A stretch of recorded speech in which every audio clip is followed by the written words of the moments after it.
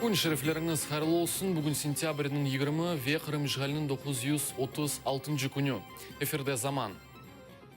Işğal тілген Қырымда Украина vatandaşlarını қоршалаған Русия адвокатлары тенбиелейлер сайлаулардан сон разы олмағанларға қаршы репрессиялар шедетлешecek. Репрессиялар эссасин Русия Devlet Думасына сайлауларны бойкот еткен қырымтатарларға қаршы yolаныла біле. Адвокат Николай Полозовның фікірінже бірінші адым әнді япылды, она қаршы иш ачыжақ олалар. Чүнки о санки Фейсбукта Ахтемчигозның ішінде Devlet қабатлыйчысы Александр Добровскийны ахаретледі. Адвокатқа тағиғат комитетінден телефон етіп, изат бермеге чағырдылар.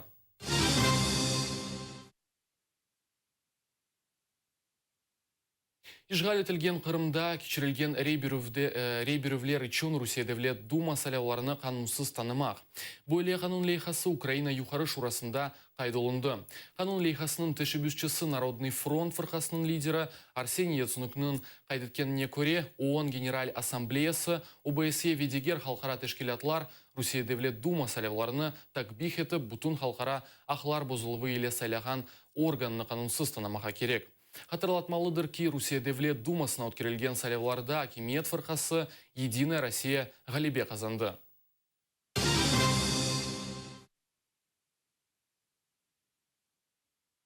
Радио Свобода журналистлері Русия пайтақтында сорав кечірділер. Москва сакенлері вешер мусафирлері невбеттікі суалге жевап берділер. Devlet Думасына кечірілген сайлаулар нәтижесінден мемнунсыңыз ма? Я пошла, проголосовала за Родину. Хотя партия была тоже там хорошая, я не знаю, куда она делась, пенсионеров. Я бы за них с удовольствием бы проголосовала. А вот за Единую Россию я раньше так верила, а теперь нет. Довольны? Почему довольны? Они есть? Разве можно что-то поменять? Выборами доволен, да, прошли вроде успешно. Кандидатов было достаточно. И каждый из них представлял, выдвигал свои версии. И вот мои родители выбрали, прослушали всех, выбрали кого-то по-моему, из Единой России. Но в связи с тем, что просто миллионы зафиксированных нарушений на видео, то нет. К сожалению, недовольна. Почему недовольна? Потому что в итоговом составе нет ни одной либеральной партии. Вот. Я лично голосовала за Яблоко. Даже они не прошли, хотя довольно крупная партия. И меня не устраивает, что Единая Россия составляет большинство голосов в парламенте. То есть они могут любой закон Конституции принять теперь самостоятельно, без участия других партий. Бір ел әвелісі Қырымның ватандашлық блокадасы башланды. Акция еткішісі Ленур Ислямов өз Facebook сәфесінде жұма әртісі күні сентябрінің 24-інде Қырым мемури сынырында митинг кечірілмесіні илян етті.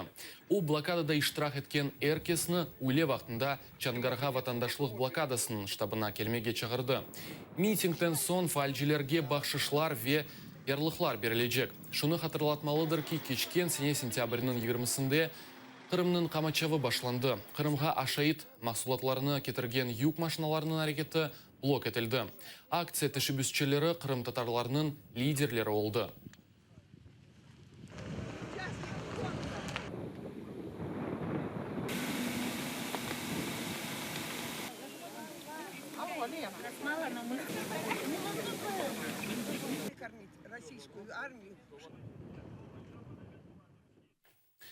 Москвада плот әрекетінің елбашчысы атылып өлдірілген.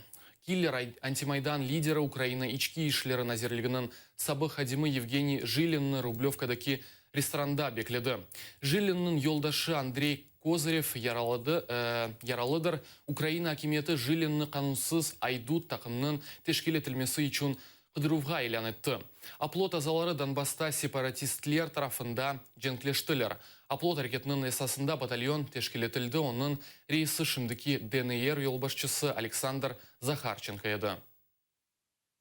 Командиры воинских частей и соединений, офицеры, не слушайте никаких увещеваний, подкупов и угроз со стороны евромайдановцев. Они сами не понимают, что делают. Исполняйте приказ, только исходящий от вашего верховного главнокомандующего. Не сделаете так, будет гражданская война. Женщины, матери и жены, уберегите своих мужчин от участия в каких-либо акциях на стороне Евромайдана. Евромайдан – это преступление. Все участники там – преступники. Власть никто им не отдаст. Их поубивают или покалечат на совершенно законных основаниях. Грим был, четко это было видно, слои грима, это прям видно было по лицу. Вот. Ну и все, он заказал одно кофе и 2 часа ждал. Пришли эти люди, мы Евгений, его, да, по-моему, звали, это наши частые постояльцы, мы их часто встречаем, то есть давно знаем их, как всегда встретили, на их любимое место посадили. Ну и все, что, посадили на их любимое место, прошло час, как они сели, заказали, все кушают. Мы что-то смотрим, этот мужик кофе, самое смешное, что он кофе даже не притронулся к своему кофе, ему позвонили, он ответил быстренько, положил трубку в карман, или куда, точно не помню, достал рюкзак, достал пистолет, 3 выстрела, 3 хлопка, с глушителем был пистолет, 3 гильзы, ну и все. Вот его, и потом все разбежались, и он убежал вот по этой дороге, вот так побежал прямо туда, в лес.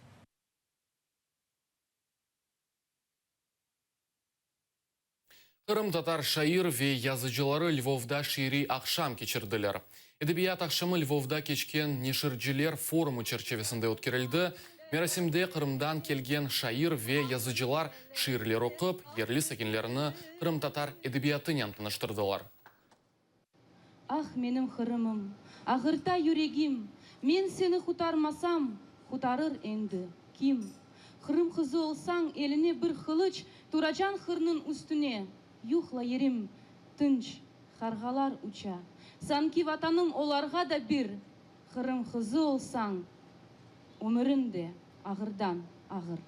Побачити, почути цих людей – це життя величезне задоволення. Отмечая наши праздники и посещая вот такие мероприятия, я возвращаюсь, как будто бы в Крым. Мне больше всего музыка понравилась, песни. Они очень красивые, очень поэтичные. Я не понимаю крымский татарский язык, но все равно это красивый язык. Бу бізім соңки хаберіміз еді, атайрылы олыңыз, көрішмек үзре.